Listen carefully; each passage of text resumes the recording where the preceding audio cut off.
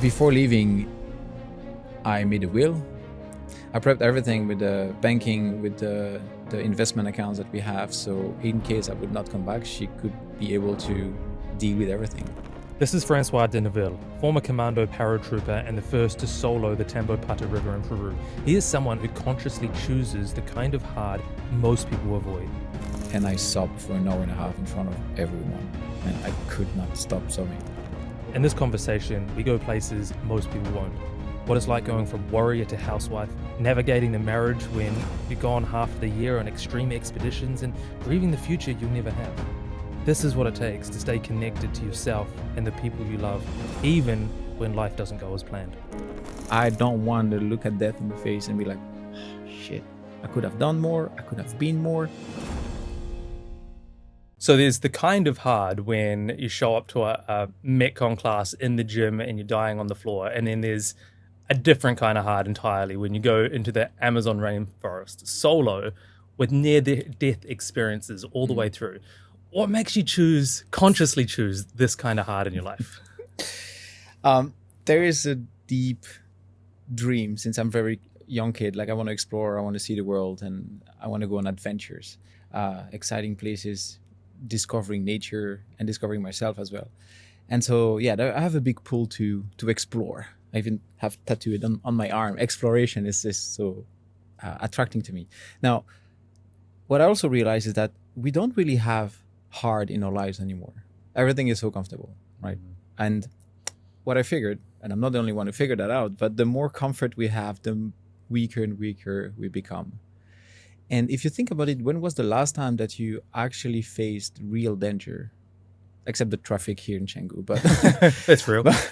But we barely have real dangers in life, and that's a good thing. And not don't take me wrong. It's not like it's a terrible thing. No, great, but also it changes it changes our perspective on what is really difficult, on what is really hard, on what is creating anxiety and fear in our life, and we start fearing more and more trivial things, like small things like emails or deadlines or whatever, and our body doesn't really know the difference between real danger and perceived danger.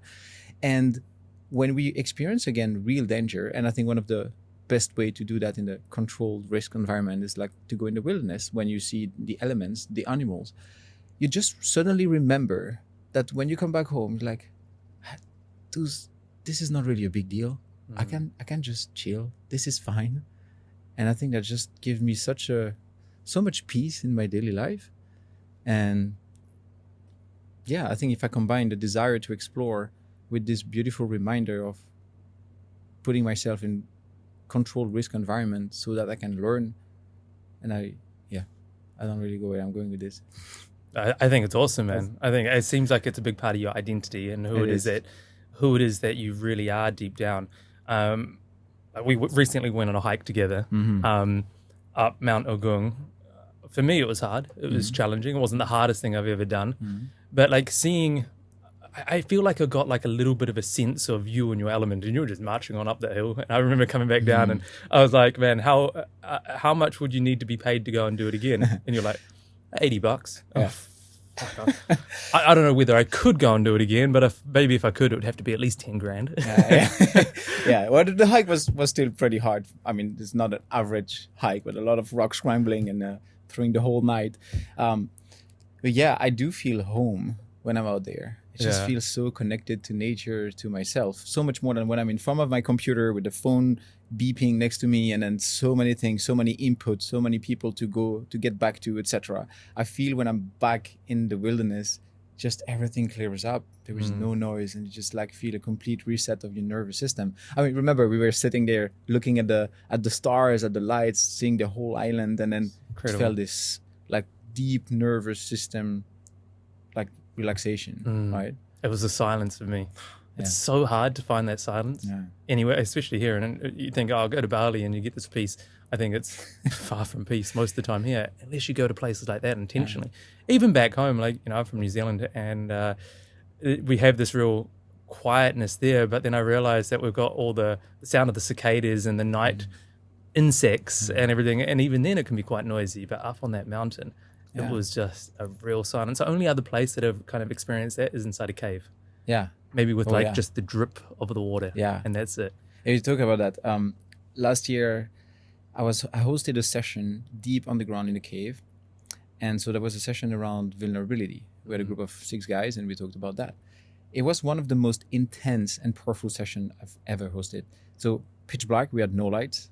And you know, when you're underground, there's kind of this heaviness. The air is thick, and just talking at a slow pace about vulnerability, I had chills all over the body, the whole conversation. It was so intense. We had to rest after. It was, I don't know, just this peaceful environment where there is nothing else to distract, and then you cannot ignore the things that are inside.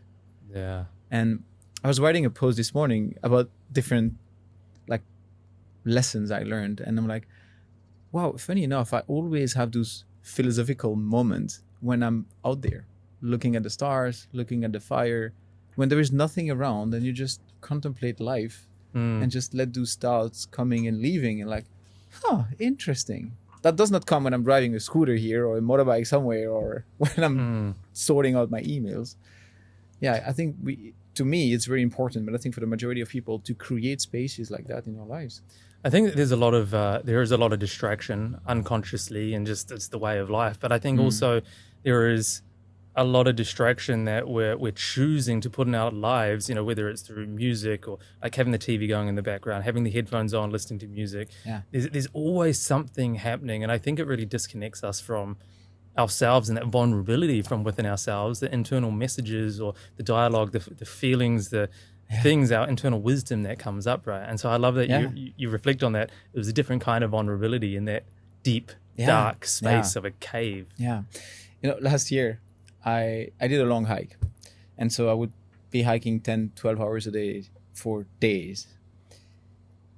When you're alone in the forest or the mountains, there is a moment, there's no distraction. There's a moment you cannot ignore those thoughts anymore. There's a moment you need to face them. You can try to put them aside for a little bit, like, I'm not going to think about that. But there is a moment it's there, it's loud, you need to face it.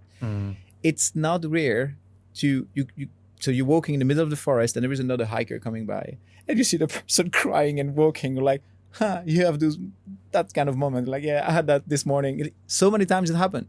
Like, those thoughts are coming up and I started tearing up and everything was just resurfacing, like coming up again. And I realized, whoa, I would never have done that on my own on a Tuesday morning. I needed to be in an environment that gave me no choice but to face that. Why? Because it's so uncomfortable. Facing those brutal truths about ourselves, facing thoughts, emotions that we have put in a box deep inside us. Being in nature made it impossible not to look at it. I mean, it had to be faced. And it happened many times when just sobbing for like an hour. And it feels great after, like, oh, wow, it feels so much lighter. I'm glad I gave myself the opportunity because, you know, I hear people coming by somewhere, like day hikers or whatever, and I'm like tears rolling down my cheeks, like, okay, put a tough face on, like, don't. They're like, no, man, that's so human. Yeah. Yeah, I think having the space to do that and feel safe doing it is such a gift to ourselves. It reminds me of that movie El Camino. Yeah. You know, the one where they hiked across the northern part of Spain, isn't it? France and Spain, and out to Santiago de Compostela. Yeah. So I've been out to the church. I've never done the hike. But I think that's a really wonderful movie, and maybe it's highlighted some of this experience that I don't think a lot of people get the opportunity to go and experience that. And maybe it's a really famous pilgrimage. Yeah. What you're describing is, well, we can do it anyway. It doesn't have to be that specific walk. Yeah. Just allow us to go out and in that moment. I think usually it takes like a few days to start tuning out of the normal busyness of our lives and being tuned in back to ourselves. I would say like 3 days usually is a good moment when you start, you know, on day one, like, oh, I don't have service, like what about the emails, what about the likes on things, what about the contact? On day 2, like, you still think about it. On day 3, like, I don't want to have my phone. On day 4, like, I can live the rest of my life without my phone. Such a good feeling. It takes a few days though. But when you're there, it feels good. It feels good. So have you always been this way? You mentioned that you've always liked adventuring and exploring. I think I don't know, maybe on our current societal standards, you're more on the extreme end. You know, like I mentioned, you know, hard things can be pretty small. Yeah. Maybe compared to what it is that you do, but it's hard for that person. Have you always gone to the extreme with this, or was there a point in time where you discovered it and kept on leaning into it? Ask my mom. Yeah. No, I've been always a bit like that, like chasing the edge, chasing the adrenaline. I don't know why I love speed. I love like when you're in intense focus, because a single mistake can be very, very costly for your lives, for your well-being or whatever. I just love to be in that state of, it's a really a state of flow also. Then I joined the military, which was really pushing me to my limits. Again, I was with so many other guys who were like, this is in the family for years. I always dreamt to be a soldier. And I was like, I just wanted a challenge. And I choose one of the most difficult things I could do in the army. I joined and I had a blast. It was just amazing. Yeah.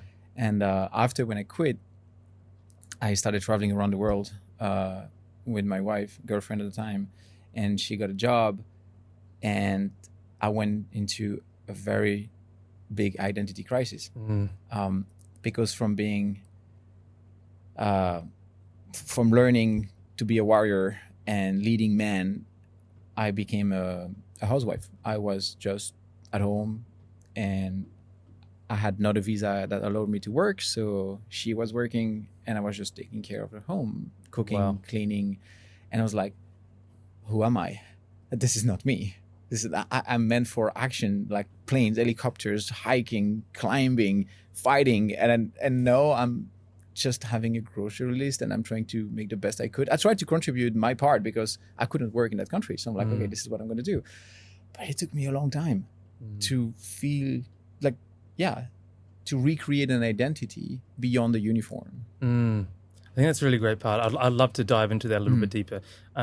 Firstly, I think coming from the military, and because you're quite young when you joined the military, right? Yeah, I was just barely 18. Yeah, right. So like for so much of when masculinity is derived from out of the military, I think historically being a warrior is probably the most manly thing you can do, right? Yeah. That's what masculinity means. Go out, fight, win battles or die, protect the woman, the children, protect your tribe that you're part of. It meant survival. And absolutely, I think there's a lot of wiring still within us that is all about that.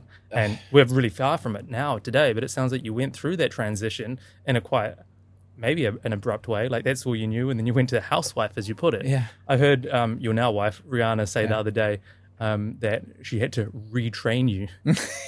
And tell me about that. What was that like, and what did you have to be retrained on from a man's perspective? Yeah. Or she was joking about how strict I am with timings, with things. This is the best way to do things. And I'm a bit like that. I like to optimize things. I like to optimize my life.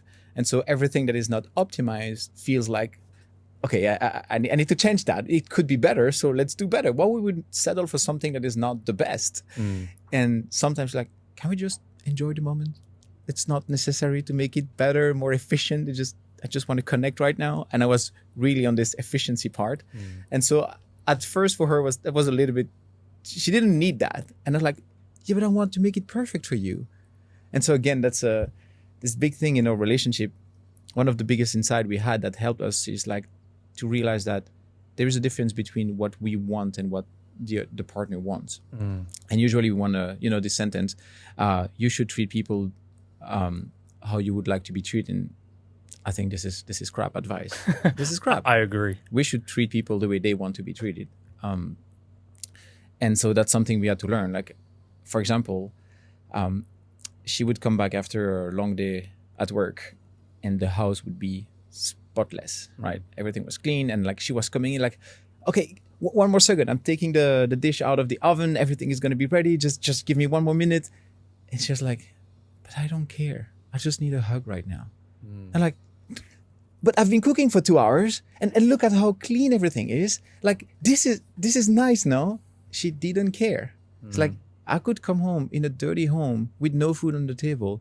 But if you're there, I come and had a difficult day and you open your arms and you hold me tight and you ask me like, how you doing? This is what I need. Well, it took us a little time to get to that spot when she could verbalize that and that I could give that to her. That was not instinctive. I wanted to protect, provide, and do everything, but I missed out a lot on the emotional part at first. because I wanted to make everything perfect. But that's not what she needed. That's what I thought she needed.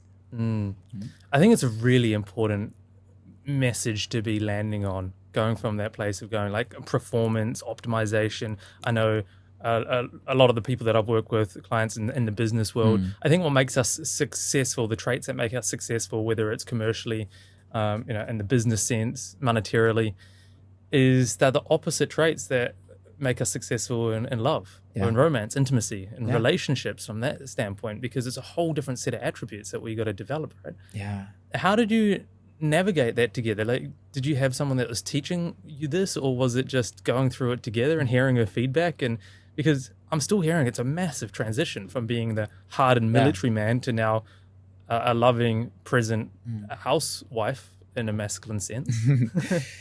Yeah, so I did a lot of work on myself also to figure out, like, hey, well, let me rewind back. When we met, I had a big dream and she had a big dream. And we're like, wow, those dreams are cool. Let's support each other in making them come through. And that's how we kind of started a relationship. And that's the biggest insight that changes almost everything, is that we understood very early on that in a relationship, we are not responsible for each other's happiness, but we can only contribute to it. I think if a lot of people would understand that, they would transform the relationship, because we tend to lose ourselves a little bit when you're in a relationship, because suddenly you have to deal with another human being and it's already hard to deal with yourself. So you're in another one, you're influenced, like you have different things. You need to negotiate things. There are things they want to do, you don't want to do, etc. Now, if you're not clear about what makes you happy in life, you're going to lean on the other person to fulfill that gap. The problem, not to go back too much in criticizing society, but we don't learn that at school. I mean, when was the last time in your education, formal education, that you had a conversation around passion, like ambitions, dreams, what makes you happy, what makes you vibe? Well, we never have this conversation much, right? And so people are following a path, whatever path that is. And then you realize, like, I'm not really happy. You find a partner, like, I want you to make me happy. And so we have a lot of expectations on the other person.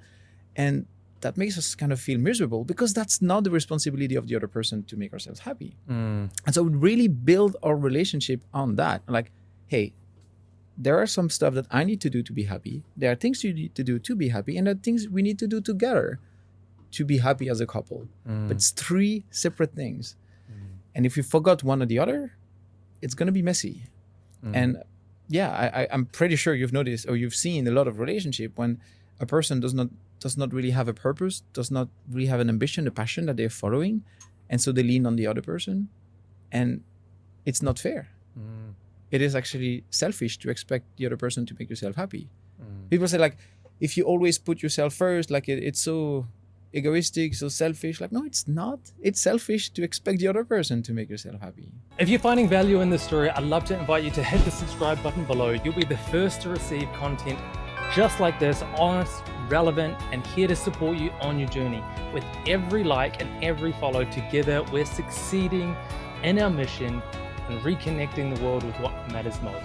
And that is, of course, each other. Thank you so much.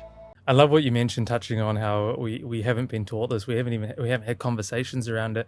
And even more than that is, I think we've got a real lack of demonstration of how to do it, especially when we're coming from this mindset of going, oh, it's selfish to put yourself first. Well, so what does that mean then? You got to neglect and abandon yourself for someone else's happiness? That's what you have to do. But, it's a whole saying of, if you're pouring from an empty cup, how are you going to take care of the people around you? Yeah. I think the only place that leads to is resentment. Yeah, absolutely. If you're resenting your life, your relationship, the person that you're supposedly supposed to be in a loving relationship with, how can that be functional? It cannot work. It can't work. And not only that, is then what's the demonstration going to be for your kids? Yeah. And I think that's where it is that we're coming from. And that's not necessarily to say it was wrong in the past. I think everyone as an individual, but every generation has been doing the best that we could with, the challenges that we had present in those moments of time. Yeah. I'm a huge advocate for becoming a healthier, more positive demonstration for the next generation. And I love that you touch on that, going, well, what is it that we really want as individuals? Absolutely. I mean, I was in a conference last year. The host of the conference asked, okay, take your journal and write down 3 things that give you joy this week, or 3 things in general that gives you joy. I looked left and right, and people were like, it's like, wow. I mean, when you go a bit deeper, like, watching a movie, okay, let's go one level deeper, that really gives you joy. People didn't know. And myself was like, I thought about that a lot. And I'm still like, okay, let me think about it a second. It's crazy. It's crazy. I do understand that our life is not evolving just around the thing that gives us joys. I mean, we still need to fill up the taxes, and maybe some people like that, whatever. But we still have obligations somehow. We still need to put money on the table to live and survive in this society. But I think it's important to not lose ourselves in the just getting by instead of living a created life. But it takes a lot of effort. It takes a lot of courage to say like, hey, this is what I love, and I'm going to double down on that because it's important to me. Because a lot of people are going to be around and be like, is it realistic? Like the same when decided to quit the military after 9 years and go travel the world. People are like, why would you do that? You work so hard to get there. Everything is going so well for you. You love what you do. You have your career in front of you. You make good money. Why would you leave? Like, I don't know. I feel it. It was not realistic. It was not like a smart move. Like I knew if I don't do it, I'm going to regret. And this is a promise I made to myself. I don't want to look at death in the face and be like, shit, I could have done more. I could have been more. No. And so like always asking myself this question, what will I regret more? And like you also have a lots of conversation with people and you see people wanting to do things and they don't dare. And you know, like, man, just go for it. Take the leap. If it doesn't work, no problem. Then what? You come back, you find something else. That's okay. Right? It's not always easy to know what you're going to regret more or less, right? In those moments of decision, sometimes it is just a leap of faith and go, okay. And I think a lot of the time it's easier said than done, is trust your intuition, which is, I think, is not a bit of bullshit, but it's kind of hard to know what that is. But for me, intuition is going, what is that real felt experience beyond the fear, beyond the uncertainty, beyond all of that? Usually it's the more scarier path that is the more correct path, if there is one. I think there's more excitement within that, more adventure. I agree.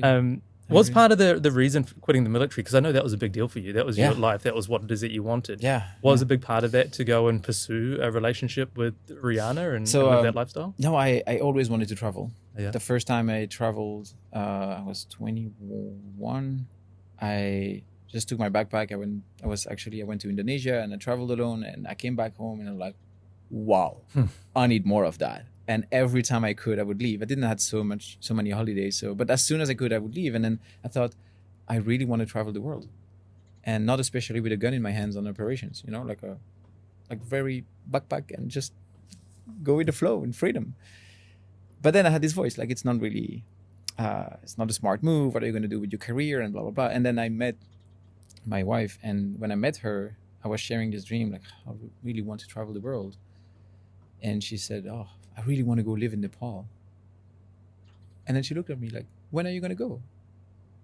Like, what do you mean? Are you not telling me that it's a stupid idea, that I should just follow the career and do it? No, she just like, fuck it, do it. And that was kind of the first time someone just pushed me on the other side. She's like, hey, we only live once. What's the worst thing that can happen? Like I can travel and come back in the army after. I had still a grace period, but I could join back in if I wanted to. And I was like, oh, wow, I like you. And that sparked everything. Then she was living in Spain. I was living in Belgium at the time. And so we started a long distance relationship. And then that's like, okay, I think I want to pursue this dream, and we're going to do it together, travel the world and end up in Nepal to live both my dream and her dream. Oh, nice. And so that's what we did. And that was really interesting because the relationship started with long distance, like for a year and a half, like just seeing each other like a weekend a month, sometimes 3-4 days max. And then after that, we moved in and we were 24/7 together. And it's been 10 years with 24/7 together because we work from home now. Like we really went from not knowing each other, long distance, full time together. And so we learned a lot. And you were asking before, like, did you do some work, read books or whatever? I think we just both had a willingness to make this work. And we knew like relationships are challenging. It should not be hard, but it does require effort. And from that moment, it's like, okay, let's try to figure it out by spending a lot of time thinking about it. And not thinking about it when you're in a argument. When you're fighting, you cannot think, it doesn't work. But when everything goes well, let's talk about what's not going well. And so we can keep building on that step by step. And we build a pretty awesome relationship by giving each other a lot of freedom to be able to do what we need to do so we can show up as whole human being in one another. I really believe that a relationship is just two people sharing a part of this journey together, hand in hand. But that's the word, sharing a part of the journey together, not especially being the journey for one another. And it's like we support each other, but we both know which path we have to walk. And I go back to this idea that not being responsible for each other's happiness, but only being able to contribute is really important. And finding also our place in how do I actually contribute to you? Not in the way that I think I should, but in the way that you expect me to. And actually that brings me to the second point that was also life-changing for us, was understanding the difference between expectations and agreement. When you start a relationship, we have a lot of expectations. And a lot of time, often, we don't even know. But like, do you expect that your partner, when you have a conversation, does not look at her or his phone? Do you expect that you have a kiss before going to bed? Or do you expect that the person does not leave on holiday alone or does not do activities without you? Whatever it is, we all have a lot of expectations about how a relationship should be. And we realized that early on. It's a funny story. She was living in Madrid at the time and I was in Belgium. She was going out with her friends. And when she would go out, I would text her like, hey, everything fine and stuff. And she would not answer. Sometimes like until she would be back home and say, hey, I'm back home. Everything good. I had a good evening. And like, wow, I felt so insecure because I would go out and I would text her. I would tell my friends, hey, 1 minute, I'm just going to give her a short 30 seconds call just to say that I'm thinking about her. And I didn't feel really loved. I felt like, oh, she doesn't care about me. She forgot me. She's with her friend and other people and I'm just disappearing. And what we realize is that for her, when she's with someone, she wants to be very present. And being on her phone does not match that. She doesn't want to be the person who's texting and being, oh yeah, what? And no, I was like, oh, that's fair. Absolutely. I respect that. But just we never agreed on that before. And so from my point of view, I was really hurt. And so talking about this, we realized, oh, wait a minute. We have a lot of expectations of one another. Let's figure that out because an expectation is not fair. It's not fair because it's something you didn't say out loud and you didn't agree on. And so turning those expectations into agreement actually changed everything. And this is valid for business, for whatever kind of relationship you have. If we can identify the expectations we have and turn them into agreements, life is so much easier. I love that. There's such a great insight. Expectations are I've got many favorite topics, but expectations is one of my favorite topics. I've never heard it phrased in that way of taking it further, of going expectation into agreement. What's the difference? Is the agreement is the verbalized expectation that you've both agreed on. Exactly. Yeah, I think expectations get a bad rap for that very principle. What you're referring to is we have it, but we keep it for ourselves. Other people got no idea about it, and then you've got this unspoken shit that's going on, and it pushes you apart. Yeah. And so I really love that, going, okay, can we agree on this thing and come together? And then you also realize how much of a different definition we have of a relationship. Because your expectation that you have with your partner is not the same that I have with mine. Yeah. And it's fascinating, like, oh, wow, actually, while growing up, I saw my parents, I saw society, friends, other couples, and I figured out, oh, this is what a relationship should look like. And then that's what you you expect the other person to fulfill all of that, but the other person grew with a complete different idea.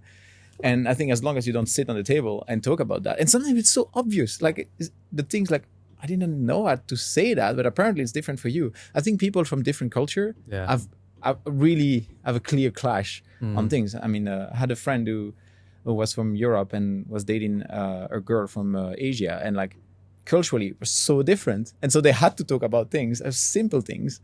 But I think that's something we tend not to do if we kind of from the same culture.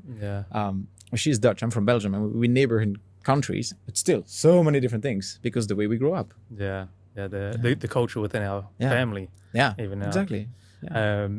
It's such a great conversation. I really love that, and that you bring that nuance to it. I think it's really healthy and functional, and we need to be having more of those conversations. One of the things that I think holds us back from having that conversation is our own self-awareness. To even be aware of what our own expectations are. And even when we've got differences in expectations, we can still appreciate the others and go, okay, that's not what I expected, but that's fair enough. And I really like that. You're like, oh, that makes sense. Okay, cool. And your example is a fantastic example of that. It was such a simple thing. Yeah. And now you can meet each other where it is that you're at. I want to say congratulations, 10 years. Man, that's awesome. 11 years now. Yeah, well done. I think it's a wonderful testament of, and I know the lifestyle that you guys lead. I want to say it's going back to what you mentioned when you first met, and she goes, why don't you do it? I think that must be one of the most exciting parts, for me at least, as well, as for the first time meeting a woman. I got this from Louisa, when she really inspired me to live my dream, and I could do that for her as well. Yeah. And from a space of going, this is your life, take responsibility of your life, go and do it. I'll be here to support you, even if that means something that's not my ideal in my world, but let's work through it together. And I know that you guys are a living demonstration of that with the amount that you go and travel. Yeah. You're always off on expeditions and traveling the world and doing these crazy epic adventures. Yeah. How do you navigate that together? Because she doesn't live that lifestyle so much. No. So yeah, we traveled a lot together, but now I'm going on solo wilderness expeditions or take groups. At the beginning of this year was one of the most extreme one I've ever been on. I went in the Amazon jungle. I went there paddling an entire river 400 kilometers alone in the jungle. Wow. Before leaving, I made a will. That's getting pretty serious now. I prepped everything with the banking, with the investment accounts that we have. So in case I would not come back, she could be able to deal with everything. So it was really intense. Like, I'm not going to pretend everything is going to be always okay. Like, let's be prepared, because going solo in the Amazon jungle is risky.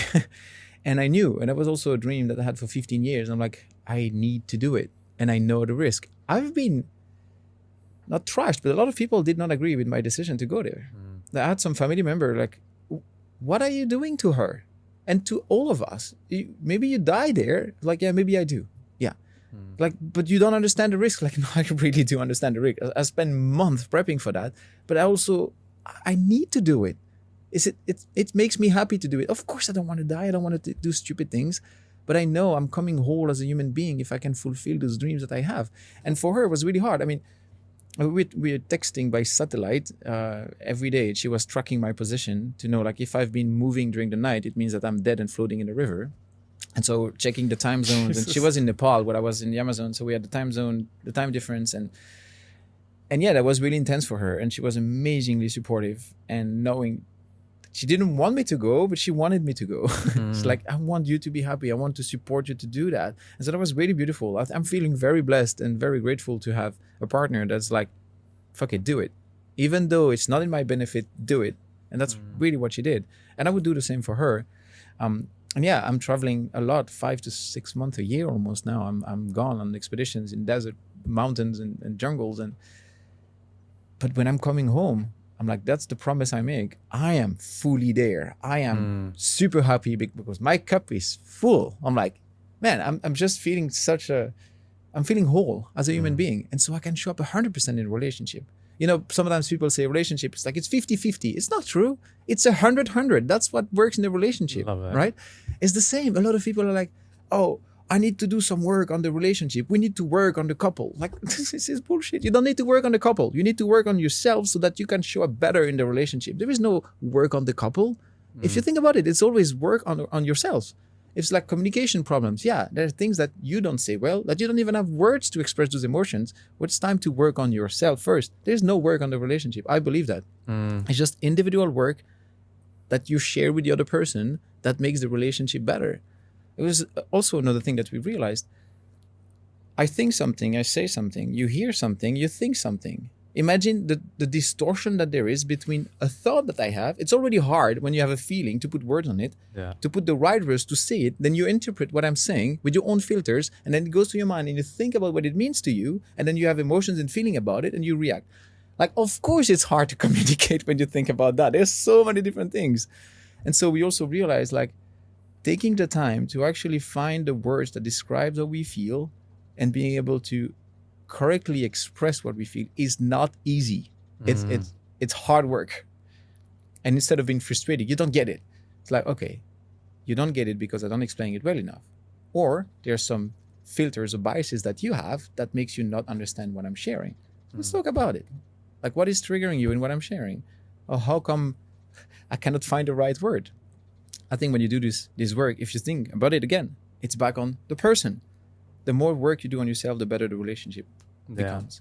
I love it as a whole total concept. It's such an important piece that I think we need to be exploring a lot more of. One of the things I hear is our communication problems, and a lot of the time I think about it and go, yeah, okay, I think the communication problem is a surface level problem.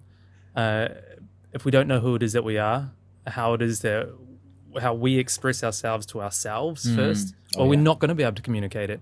But the communication is like, it's the fifth thing on the priority list. We're going to come back to ourselves first. Yeah. And I think in much of the same way as you're describing it is that like compromise. Relationships are all about compromise. I didn't really hear that compromise was a big thing for you guys. No. You don't need to compromise when you're in alignment of being able to support yourself first, take care of your own needs, and then support each other. You're going to be naturally growing on the path together. Yeah. And it leads me to one of the big objections I hear from single guys all the time that live incredible lifestyles. They go, I just can't find a woman that it meets my lifestyle, can't keep up, or like it feels like being in a relationship would be too enclosing or controlling or entrapping me or whatever. And they're putting this external kind of limitation on the possibility of having a relationship. Yeah. And I'm listening to your story and going, well, if it's possible for you and the extreme life that you live, well, doesn't that mean that it can be possible for anyone in the way they live if they allow themselves to step into that space? Yeah. I think a lot of people fear the loss of freedom getting in a relationship. And the older you get, the less flexible you become, because the more you know who you are. Right? The more you're like, I know, I'm not changing this. I'm waking up every day at this, I do this. And so you get less flexible. So I think it's also a little bit more challenging to find someone when you're 45 or 50 than when you're 20. There's data on that, right? Oh, yeah? I think there's a big study. I heard it somewhere. There's a reasonable sized study that shows that the older, there's a sweet point of when marriages will be the most successful. So, like, if it's too early, obviously, you don't know who it is that you are or whatever, and you have a midlife crisis breakup. But if it's too late, they also predict the predictability of success in the marriage is not going to last because of that same reason. When I heard that, and before they explained the reason behind it, I was like, why would that be the case? I thought you'd know what it is that you really want and everything, but that's the whole point. You're so almost become rigid in what it is that you want. You're not flexible enough to meet someone at where they're at in life and where. So I'm starting to think, shit, maybe I got to start getting married. But I think as I continue to do, like, be flexible in terms of my personal development, keep focusing on my personal development and becoming a better person. I think I'm becoming more flexible, more understanding, more appreciative, more easygoing, all these traits that I don't think I certainly didn't have in my 20s. Yeah. So, no, absolutely. And I think if we look at we think the relationship is going to take away my freedom, and we don't look like, what if the relationship is the biggest support I've ever had in my life? And again, it does not happen. They're like the same, I need to find my purpose. I need to find my passion. No, you don't find it. You create everything. The relationship is created every single day. I really believe that. And if you just wait for something to happen and be great, sorry, you're going to be disappointed. That's not going to happen. Right? And we build a relationship in the way that we give ourselves freedom and we give ourselves support. I think that works really well for us. But that took a long time. To discuss, to share, to talk, to express. It does not just happen. It takes effort. It really does. Yeah. Looks like you're doing a wonderful job with that. There's a couple other things that I'd like to touch on, but before we do, really want to say congratulations on your second book. Oh, thank you. I'm reading it now. I'm maybe got it on Kindle. I think about 30 or 40% of the way through. Sweet. Really loving it. Remind me of the title, Strong Men Don't Happen by Accident. This is it. Yeah. Great phrase. Great title. I really love the points that you're touching on. They're not necessarily the first time I've heard these points, but what I really love about it is the way that they've been curated together in a way that makes sense, in a way that I haven't heard before. Some really big topics, some really quite challenging topics, some really great examples. I really love the style in which it feels like just having a conversation like we're doing now. That's what I want it to be. When I'm reading it, I'm like, it feels like we're just sitting down and we're just having a chat, which is really cool. That lands well for me. I especially like that style. What was, from your point of view, as the author of the book, what were the most important or maybe challenging points to research or articulate within the book? That, like, your favorite points of it, like, that was really important, that was quite challenging, that stand out to you in reflection of it now that you know what was really funny is writing the book, I didn't expect it would take me so long to define simple terms like masculinity, man. It's like, oh, that's crazy. It's so simple, but nowadays society makes it so complicated and so touchy. It's a hot topic. But there are a few things that I believe to be more connected in who we are as men. There is a part in mastering yourselves. There is a part in mastering the collective and mastering the environment. And that's really the three big pillars of my book. And I think if we keep developing ourselves in those topics, and the way I look at it is, we evolve doing the same things for the majority of the human history. Environment has changed dramatically the past few thousand years, but all the time before, we've been doing the same thing for a very long time. So it's still very anchored in our DNA, our role as men. And I think we get so disconnected from those that sometimes we don't really know how to show up, what is expected from us. I wrote this book not to tell men what to do, how to behave. I wrote this book to give a container for men to think about how they want to show up as men. That's it. Because I think, once again, we don't have this conversation. I mean, my parents are amazing, but I never had my dad coming next to me and having this conversation with me specifically. It was a great role model, but I wish we could have this conversation, or with friends. Sometimes do we talk about what it means to be a man? I mean, it sounds cringe for a lot of people. Like, oh, just want to let me have beers with you and watch football. That's all I need. Okay, I want to have this conversation with people because I want to show up the best as I can. And also I realize in a relationship, you want to have this balance between the masculine and the feminine. The more you're going to be able to tap into your masculinity, the more you're going to allow the woman to tap into her femininity and the other way around. And I think this is a beautiful dynamic that we need to honor. And again, it doesn't just happen. And you see men that are overly feminine forces the woman to be overly masculine. And that can work for a little bit. I don't think it's a problem, but you don't really just grow as a human being if you cannot tap more into what you are at the core, right? And so I think like there's this in mastering the self. There's those four big pillars of being a provider, a protector, a builder, and a mentor. I'm not telling you need to be a fighter or you need to bring the money home, etc. It's not that. It's about what does that mean nowadays? In the past, we were hunting, we were gathering, we were fighting the enemy. Protection today is emotional safety. Can you hold a space for your partner? Can you stand up for people who are like being bullied or whatever it is?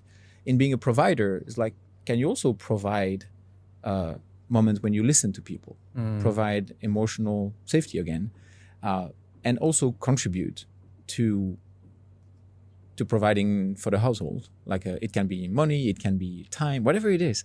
But I think when we don't have that, it feels like we're floating. We're not anchored. We're not deeply connected to who we are. And so I wrote that book in a reflection with myself, trying to figure out, how do I want to show up as a man?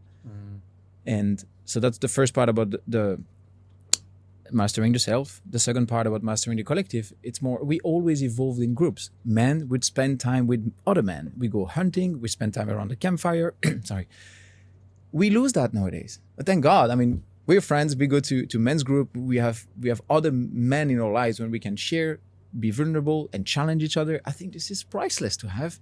And if it needs to be intentional because otherwise it does not happen. And also, how do you want to show up as a father? How do you want to show up as a partner? And the last pillar is mastering your environment. It's like we always have been out in the wilderness. I'm not saying you need to make a fire, but I do think it makes you feel good to know that if you're out there, you can manage yourself. Because let's say you do a road trip with your family in the middle of somewhere. There is nowhere, nothing around you. The car breaks down. Everybody's going to look at you, the man, to take care of the situation. That's how it is. When there is a disaster, when there is a problem, people are going to turn to the man. That's deeply ingrained since. I'm not saying women are not capable at all. Not at all that. But I think as men, we should be capable. And it's learning those simple skills that, I don't want to be like a conspiracy guy, but society takes more and more away our autonomy. We delegate our safety to a police system. We delegate the custody to our money to a bank. We delegate everything to other people. We have less and less sovereignty on ourselves. And I think this is part of mastering your environment, is to remember how to take care of ourselves, how to understand the world we live in, the cultural landscape, the economical landscape, and also being able to survive. There is a storm, survive. There's no electricity for 3 hours, right? I think those simple things makes us feel more competent as men, which makes us feel more confident as men, which improve the way we show up in relationship, that being already an established relationship or just in the dating scene. When you show up with this quiet power, knowing that you're good in who you are, you're very standing confident, you don't need to pretend, you don't need to put a mask, because you feel good about yourself, because you know that you are showing up with excellence. And that's a lifelong goal for me. Sounds like there's so much certainty that comes from that. And with certainty is the self-trust that you can just handle it. Yeah. You handle whatever's coming.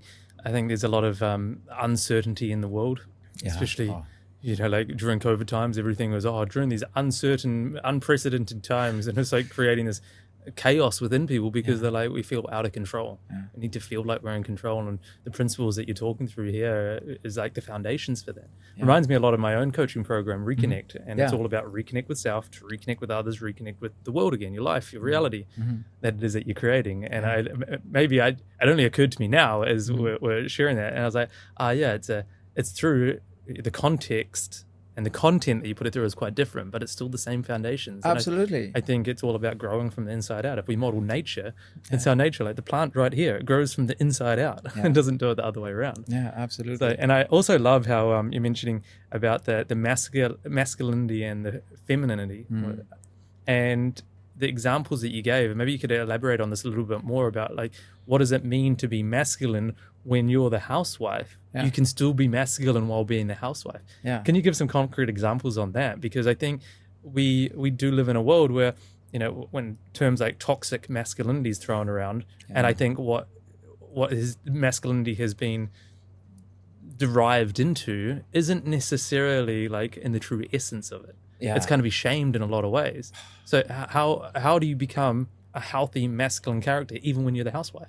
Yeah, that's funny when you talk about toxic masculinity. I just posted recently a photo of two of the guys in the group. I was in Africa in the desert in Namibia, and they started wrestling in the dunes and falling down the dunes. It was so much fun. That was really funny. And I took a photo of that, and you see them with elbow on the throat, and I posted that online. Like, this is not toxic masculinity. It's just boys being boys. It's being shamed now. It's being we try to avoid young boys to express them. I'm not saying it's masculine to fight, but it is still a little bit. It's part of our role since the early age. We would go. Early age. In human history, we would go fight the enemy. We would go hunt. All of those kind of things are really. There's something in it. I'm not saying you need to be a hunter to be masculine. Not at all.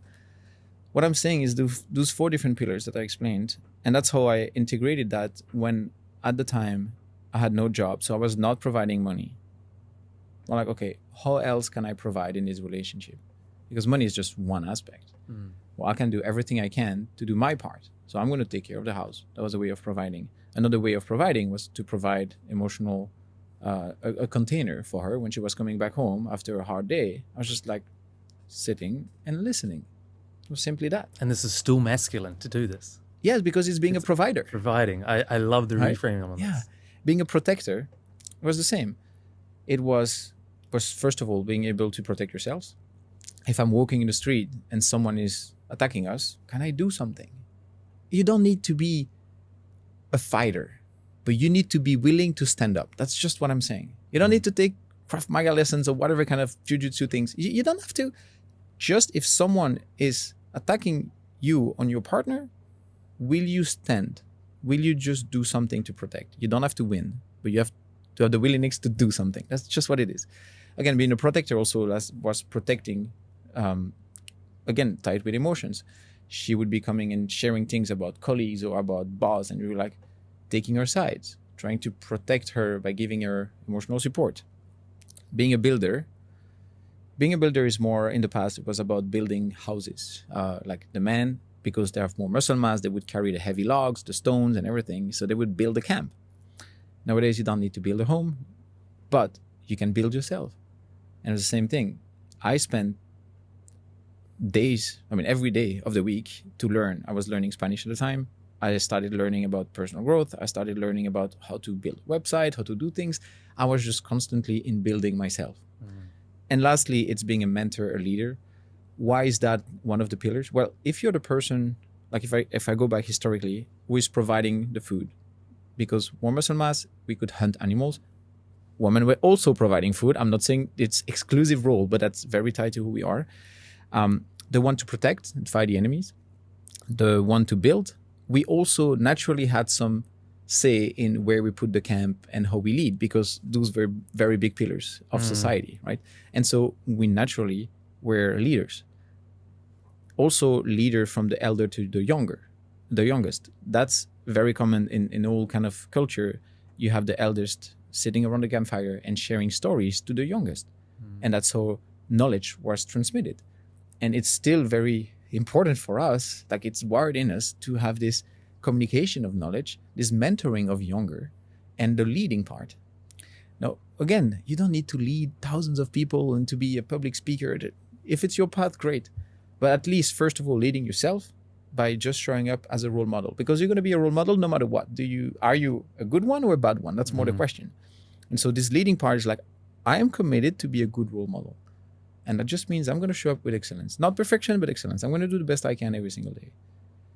And I think by tapping into this modern definition of being a provider, protector, builder, and a mentor, it feels good. Like, okay, I am aligned in who I am as a man.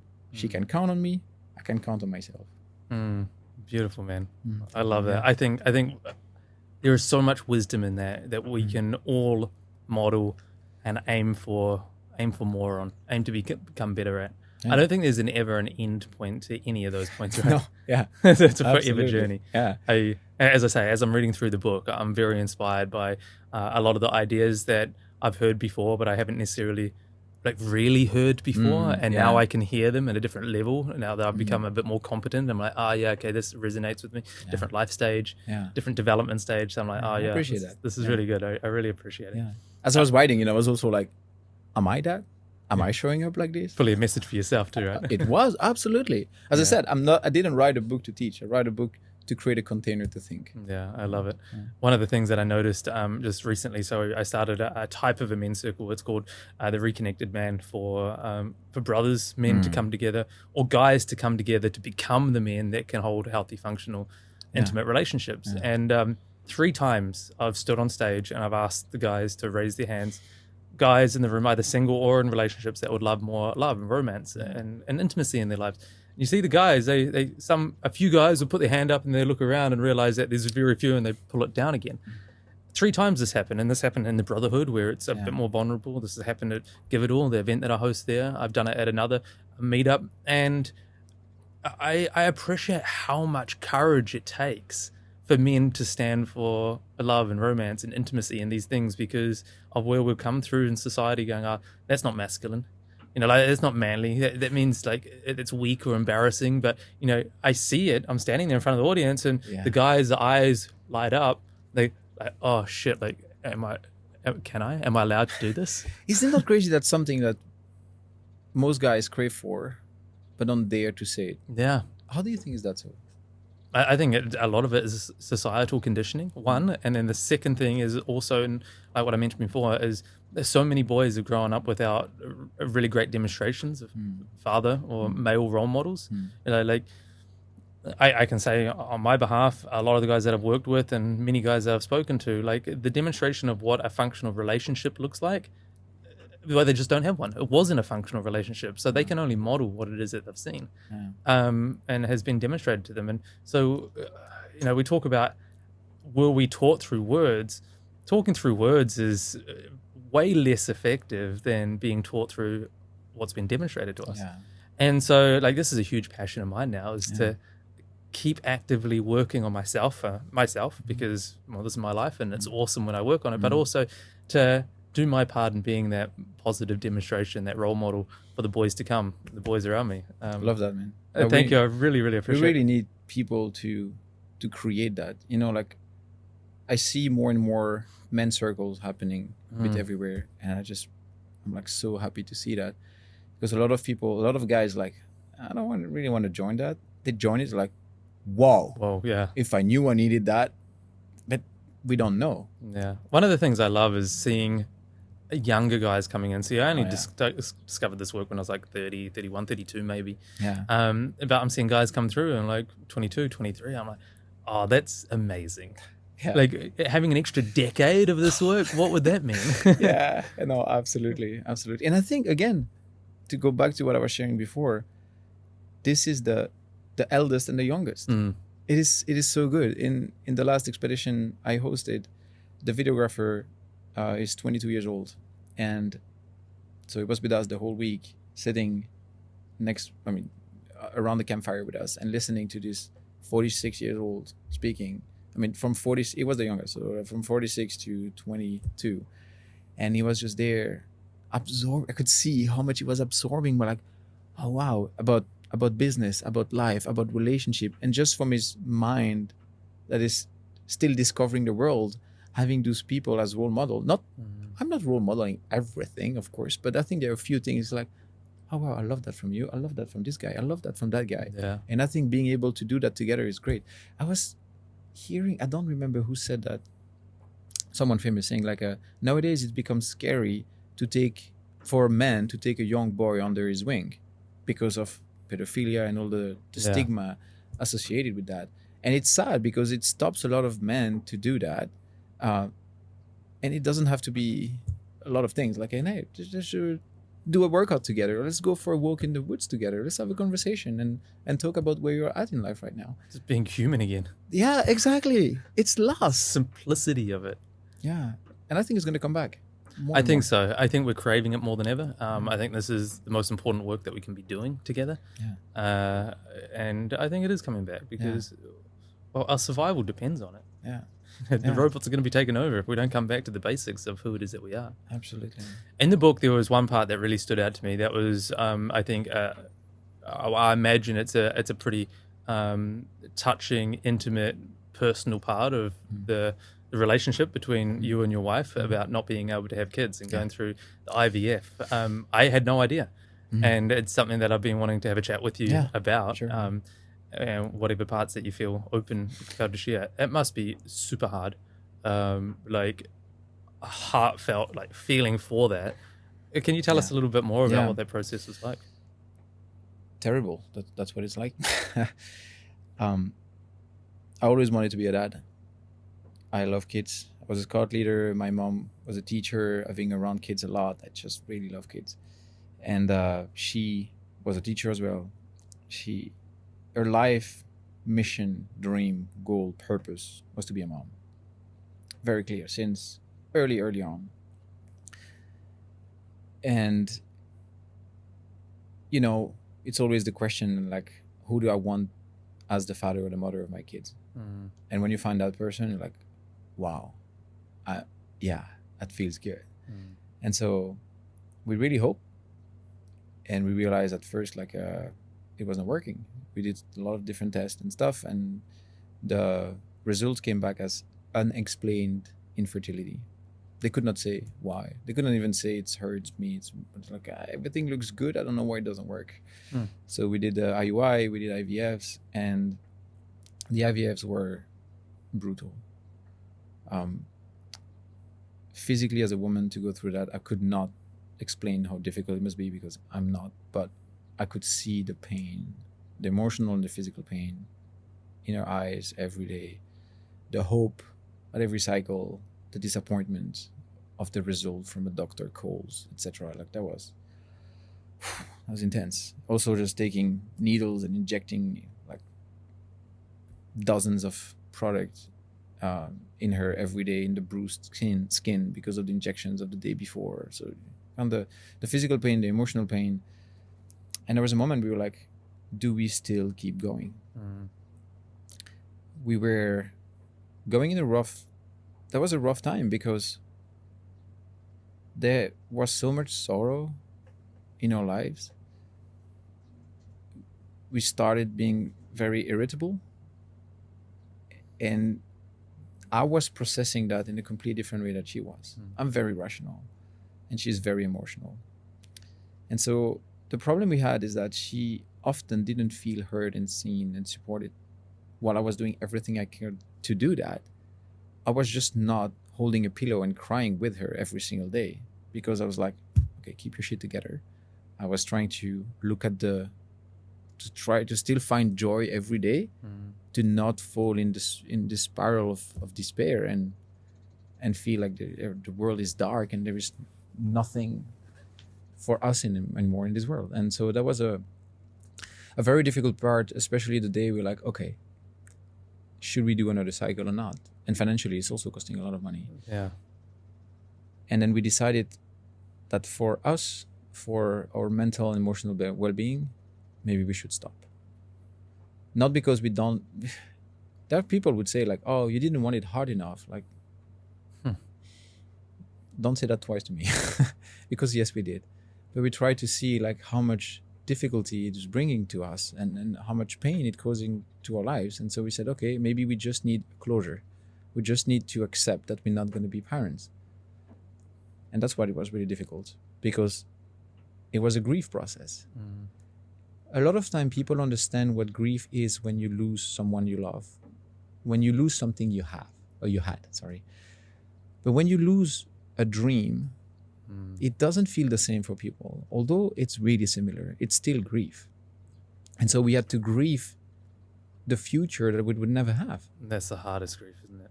Because it's not here. We had to grieve, I had to grieve me not being a father, or her not being a mom. And then what we also notice is that we don't like discomfort. Right? If I would share, people ask, oh, do you have kids? And like, well, this is the reality. Like, oh. Must be such a common question. Have you ever think about adopting and blah, blah, blah? Yeah, because everybody is always like, oh, you would be such good parents. Why don't you have kids? Fuck, I know. Yeah, we would love to. And people having a hard time to sit with discomfort would always come with like oh, wow, have you been thinking about adopting or something? Like, can you just hold the space one more minute?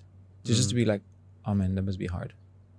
Instead of trying to give 16 different advices about how you can have, my sister or my friend of like, they relaxed and it just went. And what we notice is that people cannot stand discomfort witnessing someone in pain. Not because the person is in pain in front of them, but because they're uncomfortable seeing the pain in someone else. And so to make themselves feel better, they try to bring this toxic positivity, as it's called. And that's something we realize, and something I'm very aware of, because I might have done that to other people in the past. It's like, we want to give hope to people. We don't like despair, so we want to say like, hey, this is going to be fine. You're going to be okay. All those sentences all the time. Instead of saying like, bro, that sucks.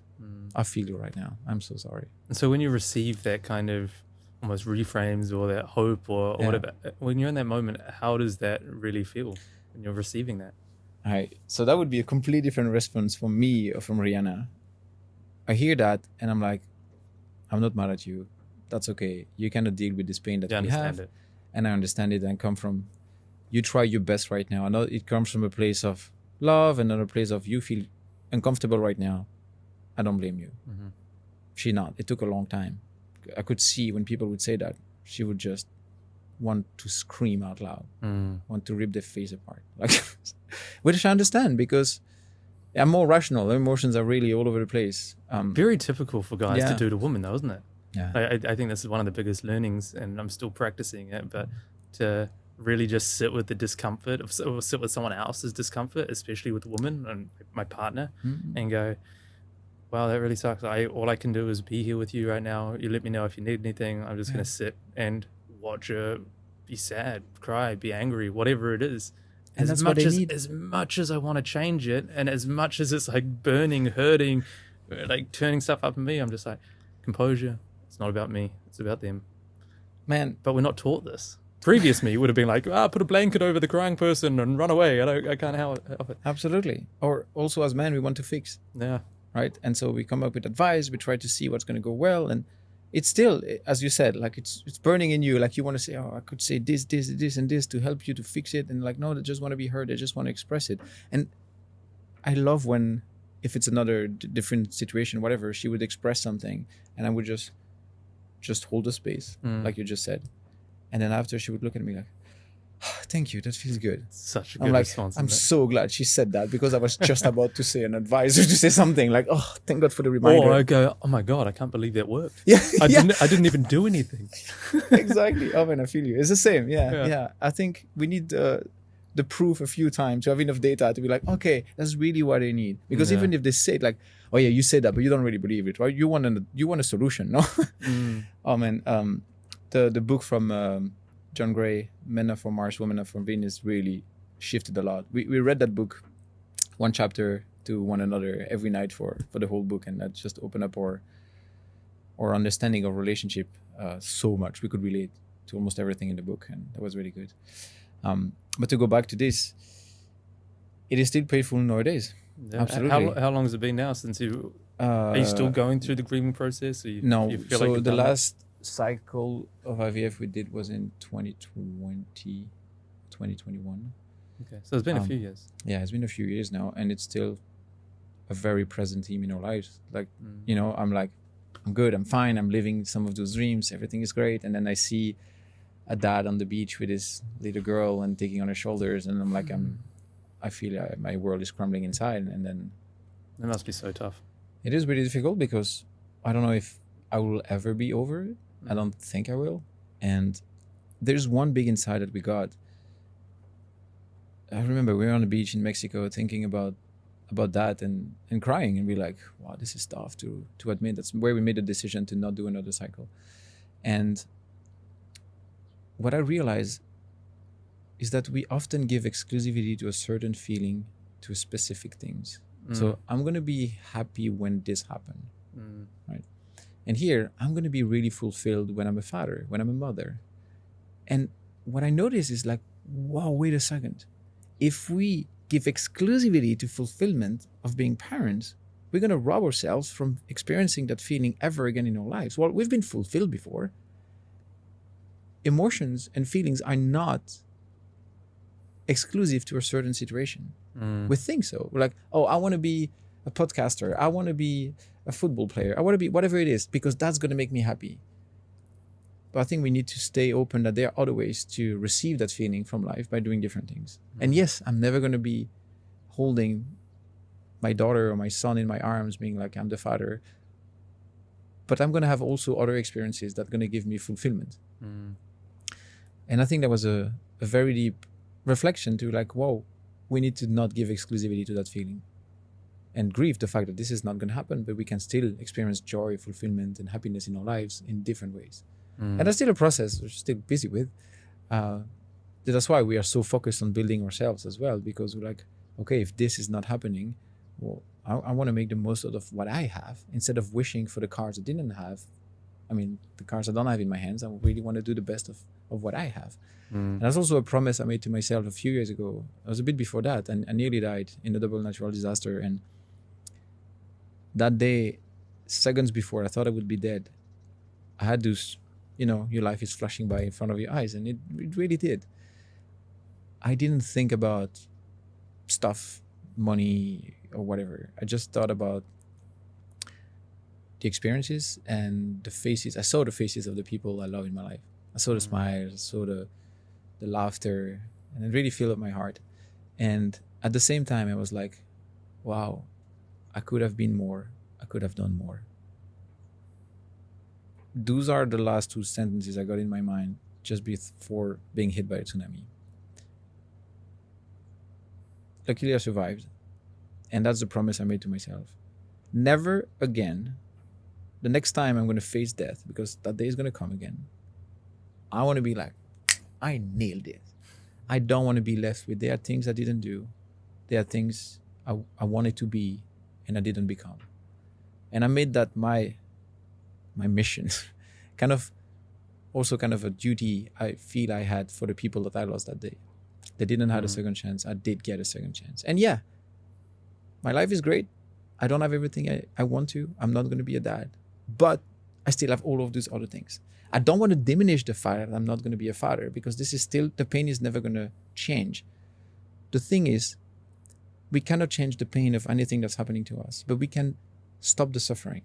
And we only stop the suffering by accepting the reality of life. When we accept what is and stop fighting life, suddenly the suffering disappears. That doesn't disregard the thing that is there. Like, it's not because I'm happy today that I don't care anymore to not have a kid. No, of course not. I care about that every single day. But I can also have joy and fulfillment in my life.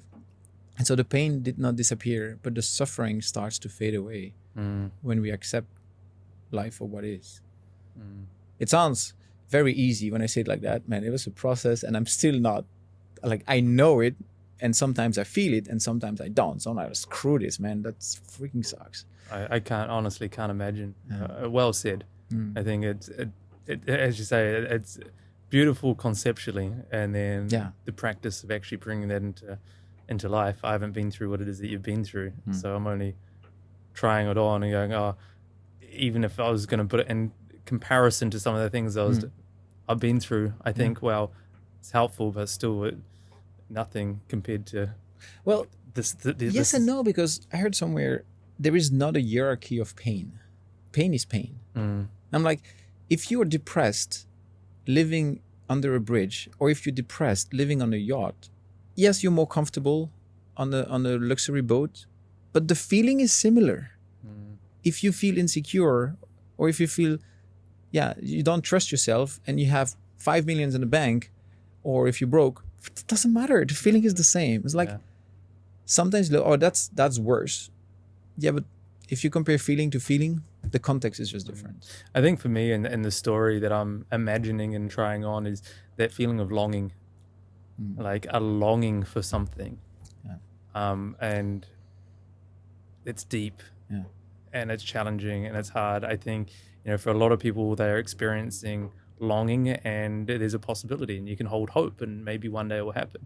To have longing for something where you got to grieve and let go of the hope, that's something totally different. It's consuming you. And I think that's why we decided to not have another cycle, because for 3 years, more than 3 years, we've been in this monthly roller coaster of emotions. Wow, that's how long it was. Man, it was brutal. It was taking every single bit of joy in our lives, because every month, like, the hope is building up, and then disappointment, and then hope, and then disappointment. There's a moment you get tired. It's consuming you, and everything becomes dark. So I think letting go, having some closures helps. But still, as I said, like I was mentioning, like, you walk alone in the forest and suddenly you break down. Man, that came up so many times, thinking about being a father. And again, my brother got a son last year. He asked me if I would be the godfather. I said yes. I went to the baptism, and I was sitting there, and I thought I would, fine, like, Rihanna did not come. She's like, I think that's going to be too much for me. And I'm like, totally understand that. I showed up, and I sobbed for an hour and a half in front of everyone. Man, I could not stop sobbing. I'm like, I'm so sorry. I shared a few words, and I was like, not feeling strong right now. Just great. I just could not stop, which was beautiful. I was so happy for him, and seeing this little boy being shown to life and celebrated. And at the same time, it was just putting me in this reality that I'm in, and just confronting. It was so hard. That was like a few months ago. Wow. It was tough. Yeah, well, thank you for sharing. Really appreciate that, and all the extra context. I know you don't go into that much depth in the book, so I appreciate that you've shared it here. What an experience, and something that I imagine is and not to reframe it into the positive in that regard, but like it must be such a the challenges that we go through and the growth that we come and the realizations, the developments, and then the insights and the wisdom that you have to share as a result of all of that. It's really incredible, the experience that comes from it. I think I don't like the sentence like everything happened for a reason. It's always difficult sometimes to hear that. Rihanna published a book about acceptance. This book has helped so many people. It's such a powerful book that I didn't read yet. And to be honest, I just don't feel I have what it takes right now to read it emotionally. I think it's going to be very difficult. I just wanted to do a shout out to her because with all the pain and difficulty she's been going through, being able to put things into words, into creating something that helped her, that could help other people and making a real impact through that. It's called the Accept Model. Beautiful. I recommend if people are feeling like there are difficult things in their life that they have a hard time to accept. That's a very good read. Yeah, awesome. I need to get the link from you. I'll link it. Yeah. In this podcast, I'd love to check it out. Yeah. I'm sure it would be one that Louisa would be really keen to check out as well. Yeah. That's awesome. Well, thank you so much, brother. I think we have gone a little bit longer than we planned, but it was incredible conversations. I really appreciate it. Before we do wrap up, this is called the Reconnect You podcast for all the themes that we've covered. I think it's been a really wonderful conversation. Is there anything else that you feel like would be appropriate to bring into the conversation, something that you wanted to share that we didn't, any additions that you'd, like an insight, something that's close to your heart that you can be like, this is what's really helped and shaped living the life to fall back in love with?